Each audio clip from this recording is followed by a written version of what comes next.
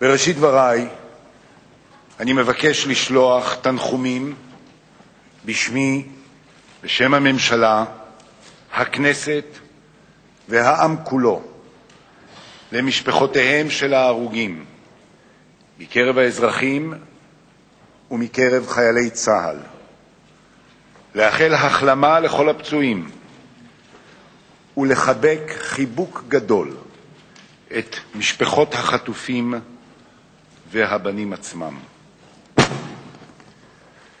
בשבועות האחרונים קראו אויבינו תיגר על ריבונותה של מדינת ישראל ועל שלום תושביה.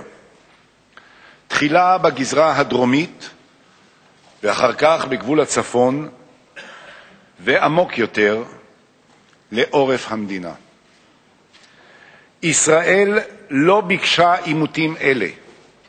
ההפך, עשינו הרבה כדי למנוע אותם. חזרנו לגבולות מדינת ישראל המוכרים על ידי כל הקהילה הבינלאומית. היו כאלה שפירשו את רצוננו בשלום לנו ולשכנותינו כאות לרפיון. אויבינו טעו לחשוב כי נכונותנו להבליג היא סימן לחולשה. הם טעו. אזרחי ישראל, יש רגעים בחייה של אומה שבהם היא מחויבת להביט אל המציאות נכוחה ולומר עד כאן.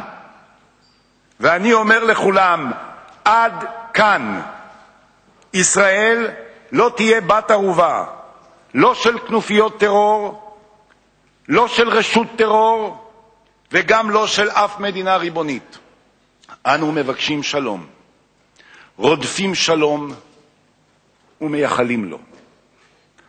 אך באותה המידה אין דבר שאנו דוחים ביתר שאת מאשר ניסיון לפגוע בנו ולגרום לנו לוותר על זכותנו לחיות פה בארצנו שלנו בביטחון ובשלום.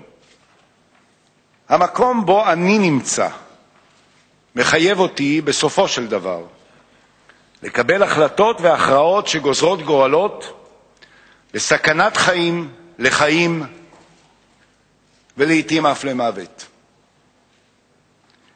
אין לי כוח זולת זה שהפקדתם בידיי.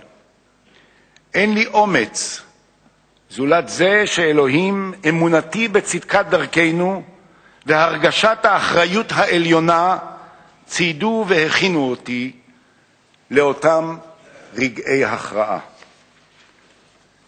גברתי היושבת ראש, אני רואה לנגד עיניי את הבנים החטופים, את אלה שעומדים בקו החזית ובקו האש, את אמיצי הלב ונחושי הדעת שנלחמים היום ועלולים להיות חס וחלילה היעד לחטיפה מחר.